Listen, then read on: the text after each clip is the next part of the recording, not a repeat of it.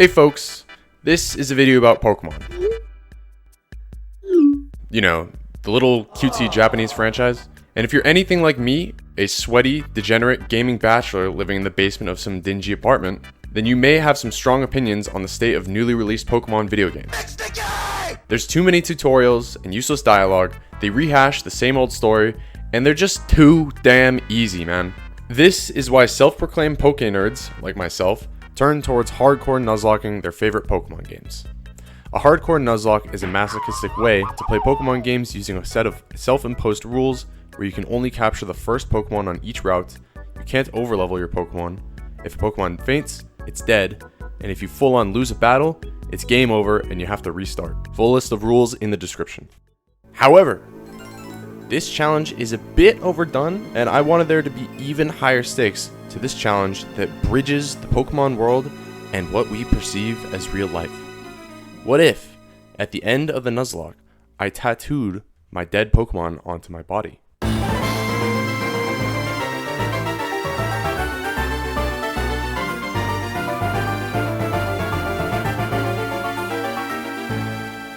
Okay, let me explain how this will work. Throughout a Nuzlocke run, I guarantee I will amass a growing list of Pokemon that have died. So, once I beat the game, I'll do a little Wheel of Fortune selection and randomly pick one of the dead Pokemon to permanently tattoo somewhere on my body. And for the record, this will actually be my first tattoo ever. That being said, I decided to do this challenge in Pokemon Black 2 and randomize the wild encounters because Chaos! So the stage was set and we were finally ready to give this challenge a shot. What the hell is that? Okay, so with this being my 10th attempt, I felt like I knew this game like the back of my hand. So you would think the early game would be my bread and butter, but in a randomizer, things don't always work out the way you planned. By some divine intervention, I was offered up a starting trio of Dratini, Sewaddle, and Aron. And the only reason I say divine intervention is because Dragonite happens to be my favorite Pokemon. Like, I fucking love Dragonite, man. It literally says so in my YouTube bio. So, for no other reason than that, we decided to heavily invest in the endgame potential of this blue, slimy eel thing, and picked up Dratini, which only knew Wrap, Leer, and Thunderwave. And this proved to be an issue in our very first battle, where we attempted to whittle down our rival's Oshawott with Wrap and Paralysis Cheese. Except, we didn't get a single Paralysis over the course of the 4 turns it was active. Okay, Lady Luck is not coming through right now. Okay, and he dodged the fucking the Wrap. Dodged it again, and we got 0 Paralysis there. He used Tackle all 7 times. What the fuck was that? Okay, that was a bit unlucky, but it was fine because a general rule of Nuzlocks is you can't really officially lose a Nuzlocke until you've received your first Pokeballs to catch wild Pokemon. So after Bianca broke down the arduous process of catching Pokemon and gave us our first Pokeballs, it was time for us to find our first encounter of the run. First encounter of the run, what'll it be? Houndour? Not this thing again, man. Not this thing. Now clearly, I was thrilled about this encounter, so we promptly named the Nincada Kelly and added it to the party. Next was our first official test of the Nuzlocke run, Youngster Terrell and his level 4 Patrat. We began the battle in a similar fashion by outspeeding and paralyzing the Patrat turn 1. Then we leered to whittle this thing down a little bit faster.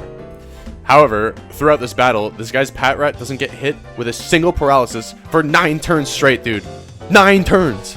That's a 1 in 512 chance, man. In the process, we ended up losing Kelly, our Nincada, and our Dratini barely scraped by with 1 HP.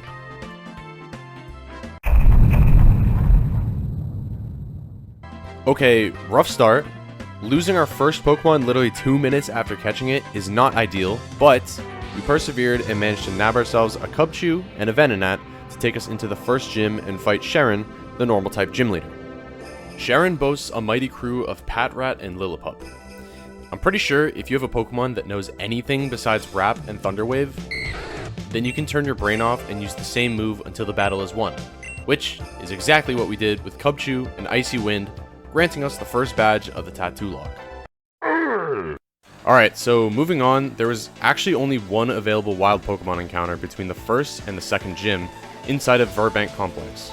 We ended up getting insanely lucky and happened upon a Chimchar, which evolved into a Monferno, ultimately granting us the perfect counter versus Roxy's Whirlipede. Except, we didn't use it at all because Dratini learned Dragon Rage at level 15, allowing us to either one-shot or two-shot Roxy's entire team. Oh yeah, also completely forgot to mention, I lost my Venonat to a Patrat that started using Bide versus the newly caught Chimchar. So, unfortunately, some sacrifices have to be made throughout the course of a Nuzlocke, and this Venonat is no exception. Sorry, bud.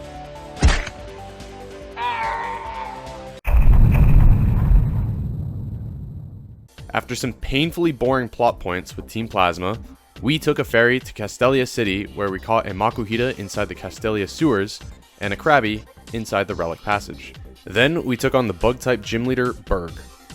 Honestly, I thought this gym leader was going to be an easy sweep with Monferno, seeing as we were able to one-shot Berg's Swadloon, but his inclusion of Dwebble made things slightly hairy, forcing me to go through a merry-go-round of swaps between Monferno, Krabby, and ultimately Dratini, who dealt the final blow. We swapped back into Monferno to once again one-shot Livani, granting us the third gym badge. So now, with Elisa, the electric-type gym leader coming up, we were going to need some answers to deal with her Emolga, Flaffy, and Zebstrika, notably with a soft A, all of which can Volt Switch out to dig themselves out of a ditch when they're in a bit of a pinch to get away from you snitch, Sorry. We simply needed to head towards our next encounter in the Desert Resort and catch a ground-type Pokemon in this sandy-ass biome. Makes sense, right? Except, you silly goose, this is a randomized Nuzlocke, so nothing is guaranteed, you fucking idiot. So between Castelia and Nimbasa City, where we were headed, there were 3 total encounters. One on Route 4, where we caught Meatball the Voltorb, another in the Desert Resort, where we caught Huge-Ass the Turtwig, and lastly was the encounter at Relic Castle, where we caught Carvana the Carvana. My god, these names are so fucking dumb, man. So unfortunately, it looks like we struck out searching for a ground-type Pokemon. Psych, bitch! Turns out there's 4 more accessible encounters in and around Nimbasa City. And I only know that because I played the game 9 times before this. 9 times! And among those 4 encounters, we found a Bagon and Graveler. Oh! Drillbur. So we promptly captured the Drillbur, which was essentially the cheat code that allowed us to shimmy past Elisa's gym trainers and ultimately challenge the electric supermodel herself. In this battle, we led with Drillbur and set up a Home Clause to improve our chances of killing her Emolga with Rock Slide. We strategically rolled low on the damage, specifically to bait out Elisa's Hyper Potion.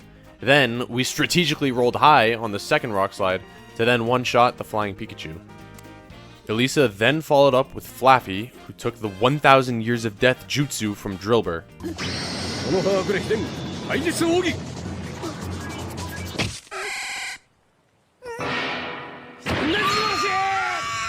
And was promptly one-shot by a measly dig. Last up was Elisa's ace, Zebstrika. Despite my dumbass risking Drillbur's life to a potential crit from Quick Attack, we were able to dispose of the Zebra in similar fashion, granting us the 4th gym badge. The next split for the 5th gym leader was probably our easiest yet. Like, genuinely. Considering Clay is a ground-type gym leader, because he appears to be an oil baron from Texas and apparently loves drilling and fracking. Anyway, we had a box of Pokemon that was more than well equipped to deal with him and his team of basic-ass ground-type Pokemon. So we challenged Clay and led with our Kingler, while he led with his Krokorok with Intimidate, which would have reduced Kingler's attack. However, our Kingler had the ability Hyper Cutter, which prevents his attack stat from being lowered, which we definitely knew going into this battle. Oh, we don't even get hit by it. I forgot we have Hyper Cutter.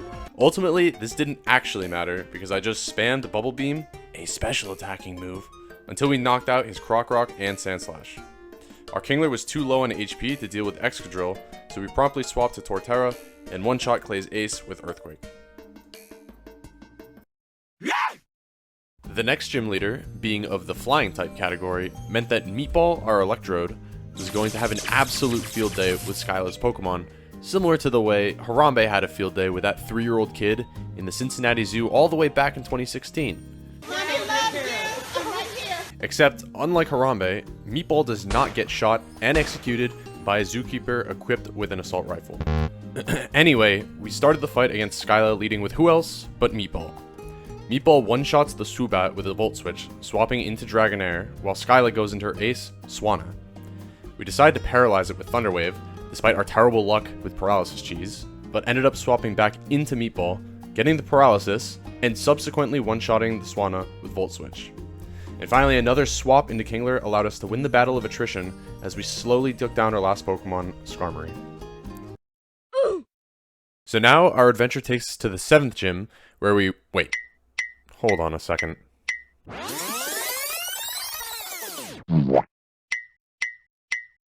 Ah, shit. Well, something very bad happened between the 5th and the 6th gym, didn't it? Yes, you would be right, my friend. We actually ended up losing a Pokemon to Ace Trainer Corky in Chargestone Cave. With this trio of Kingler, Excadrill, and Torterra fighting the triple battle, I honestly thought we'd be fine. But the perfect confluence of bad luck and being unprepared led to a situation one can only describe as fucking lame as shit. Our Excadrill outsped using Rock Slide to damage all 3 of Corky's Pokemon. Unfortunately, the one target it had to hit, the Unpheasant, dodged the attack and proceeded to slam a critical hit Air Slash onto our Torterra. No. Even if I had the foresight to see this as a danger and swap to a different Pokemon, our options were not great. So, rest in power, huge ass. Okay, so actually moving on to the 7th gym, the only notable Pokemon I caught along my way there was a Zorua and a Drapion. We beat our rival's ass in Undella Town using a combination of Meatball, Infernape, and Swadloon, which I have genuinely no idea when I caught, and at this point, I'm not going back to the footage to find out. I gotta get out of here! After gallivanting around Undella Town and having a little oopsies with the Drapion we just caught,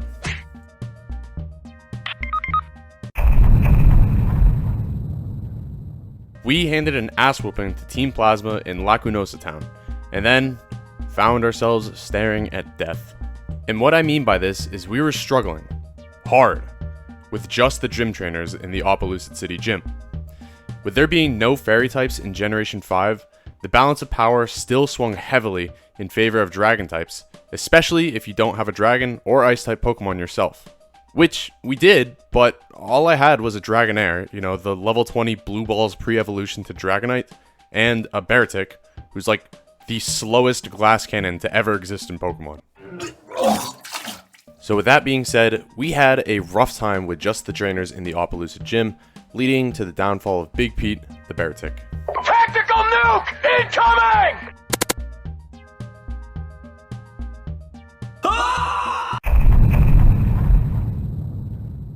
Having lost Big Pete, we found ourselves scrapping with the gym leader with nothing but hope and a prayer, aka Sharpedo with Ice Fang and a desperate desire to outspeed and flinch the opponent.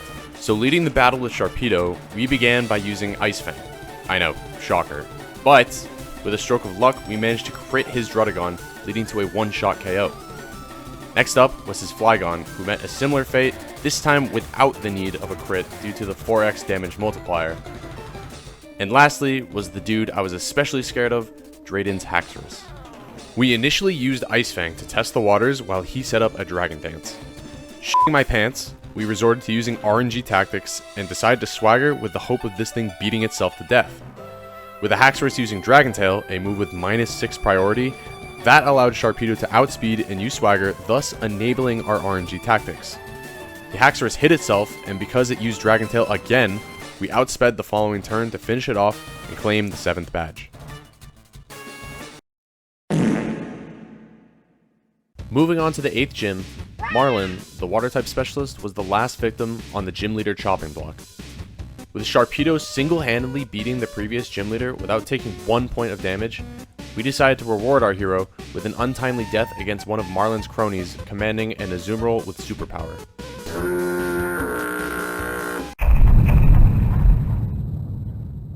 So going into the fight Sharpedo-less, we led with Luxray into Marlin's Caracosta. Using Volt Switch, we procced its Sturdy and baited out the Hyper Potion whilst we swapped to Electro. Using Spark and Volt Switch, we were able to kill and then swap back into Luxray to take on the Wailord. Another merry-go-round of Volt Switches allowed us to take down said Wailord, leaving Marlin's ace, Jellicent. Now this motherfucker gave me a lot more grief than I was expecting, mainly due to some questionable shot calling. Anyway, Luxray used Crunch to half health and proc the Jellicent's Citrus Berry, while Jellicent used Scald and took Luxray to half health as well. We swapped into Salamence, expecting it to handle the Jellicent with a couple of bites. However, that plan was thwarted by Jellicent's ability Cursed Body, which disabled the bite and forced Salamence to start using Fly instead. Jellicent took every opportunity to use Recover, ultimately nullifying our attacks entirely whilst whittling down the Salamence's health. Out of fear and frustration, we swapped back to good old reliable Meatball to finish the job using, surprise surprise, Volt Switch.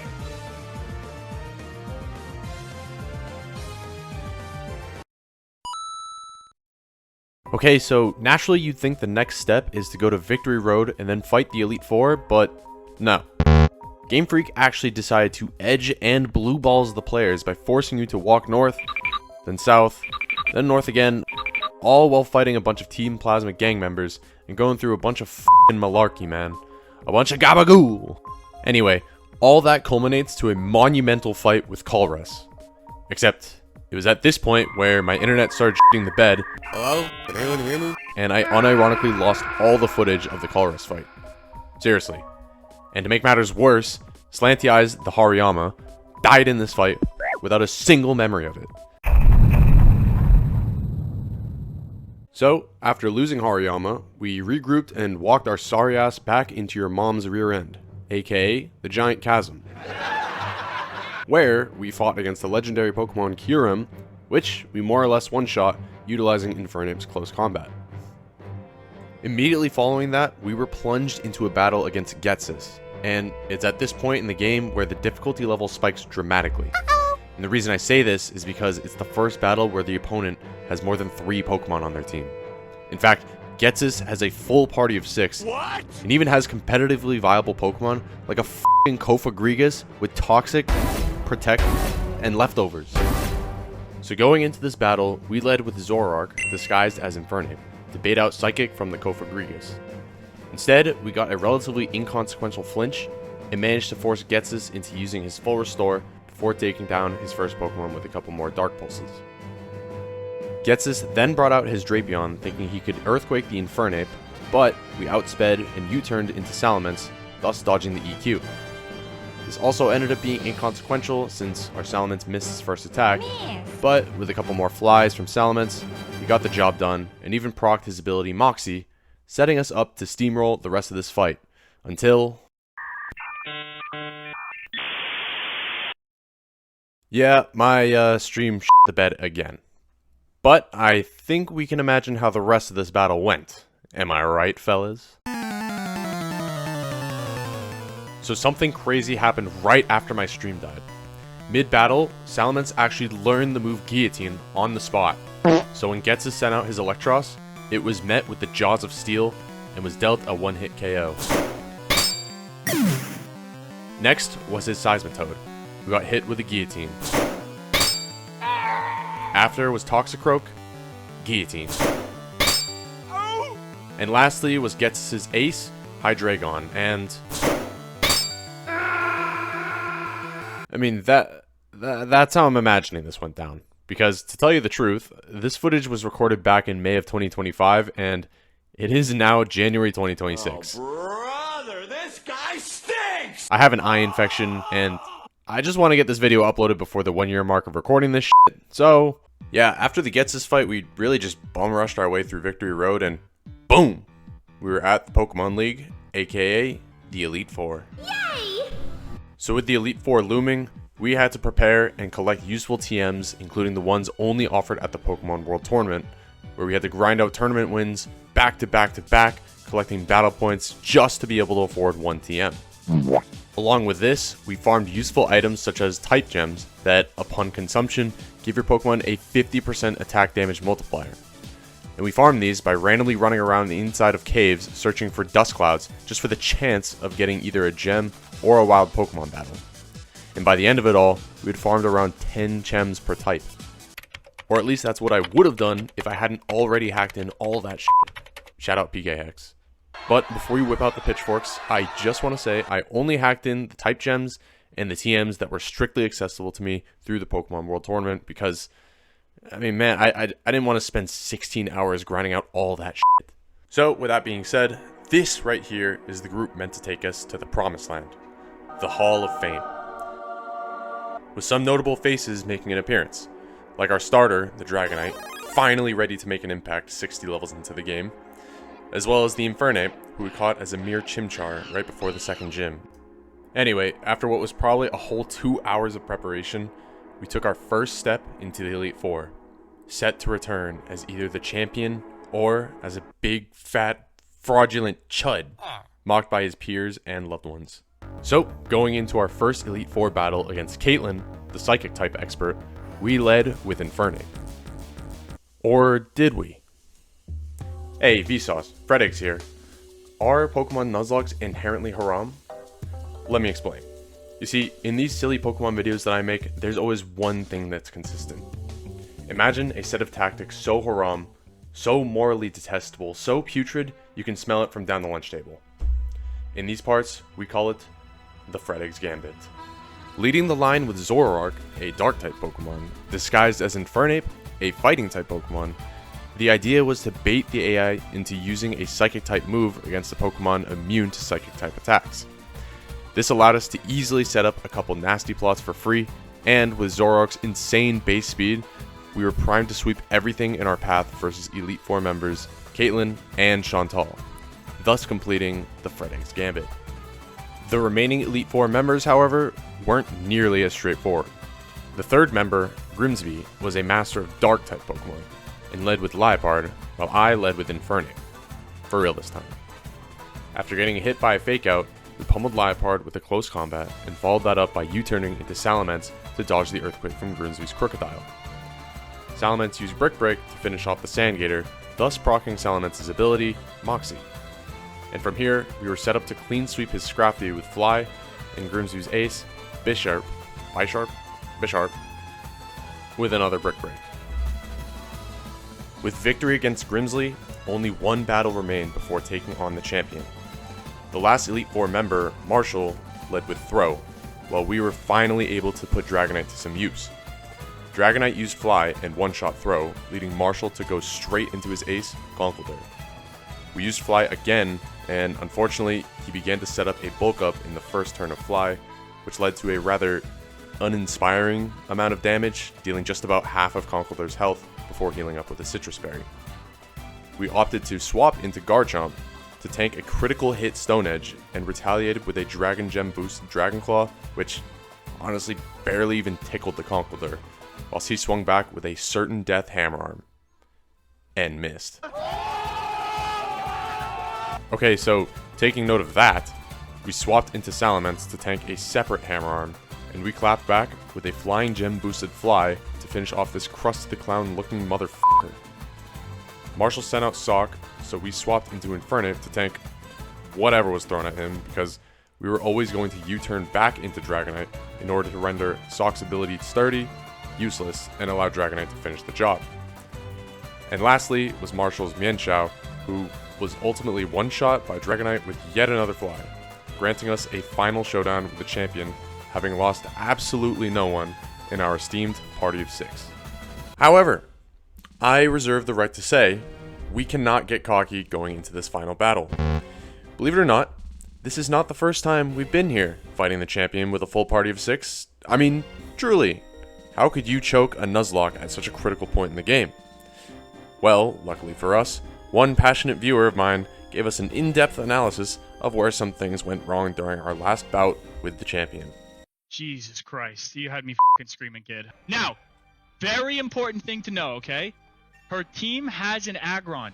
We need this guy to kill Aggron. Kansas does everything here. It does everything. I think we need to sack Kansas here. I think we have to. And then this is where I'm like, right when I heard that, Oh my god, I wanted to break my monitor. I wanted to fucking break it. Yikes. See ya! Bye-bye! What are we doing? What do we do? Anyways, moving on. Moving on. And now, at this point, we've already fucked up. Okay, we chopped our Wobbuffet. We chopped the only mon that was ever gonna one-shot, the fucking Aggron. And the Aggron got to freely kill our Gengar for just no reason. We're winning this one way or another. Yeah, we're winning this one way or another, are we? And we're blacked out. And then look at what we do. Look at this. We're just so down bad, you know? It's sad. It's hard to watch. 6 months of this game. We don't know same type attack bonus. We don't know the Pokemon's stats, so we just sack our Togekiss. I can't, man. I can't. It's just chopped. Run it again. Run it back. Let's go. Next run. Come on. And we did run it back. Another 3 times. But we came into this battle remembering the pain and knowledge from our failure back in the 10th 7. So this time, we led with Infernape to counter Iris's Hydreigon by using a close combat, leading to an instant kill. Iris followed up by sending out Aggron, who again was one shot by close combat. We dealt with Iris' third Pokemon, Haxorus, by U-turning into Salamence to dodge an expected Earthquake, and then retaliated with a Dragon Claw. Except Salamence doesn't learn Dragon Claw until level 61. He doesn't have Dragon Claw. Oh, what am I doing? Alright, we're gonna go for a Dragon Breath here. So, after a minor mental breakdown, we accepted our fate and used the significantly weaker Dragon Breath, which still resulted in a one-shot KO. So, crisis averted and cortisol levels were back to normal. However, at this point, I felt like victory in this battle was all but guaranteed, so I started sacrificing cool Pokemon, like our Salamence here, in order to have lower odds of getting a Nincada tattoo, and higher odds of tattooing anything from this legendary party of 6. So anyway, we sent out Infernape to finish off the Lapras, prompting Iris to send out her second to last Pokemon, Druddigon. We U-turned into Dragonite, who tanked the Focus Blast, before drone striking the Druddigon using a Dragon Gem boosted Dragon Rush. This left Iris no other choice than to send out her last Pokemon, Archeops. Continuing with the same strat as before, we decided to sack the Dragonite because, as a man who is a straight Dragonite gooner, there's really no other Pokemon I'd rather get tatted than the big orange dude. So, after getting hit with 2 acrobatics, Dragonite went down, entering the pool of dead Pokemon. And to round things off, we finally brought in the only Pokemon that hasn't made an appearance in the Elite Four, Meatball the Electrode, who finished off the Archeops and this Nuzlocke with a Volt Switch.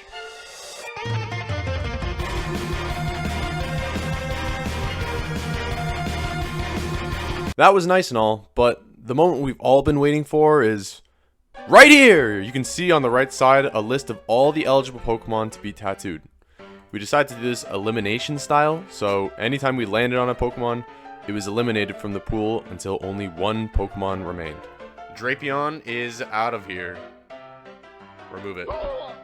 This went on for a short period of time until we were ultimately left with a decisive roll of the dice, choosing between Hariyama and Torterra.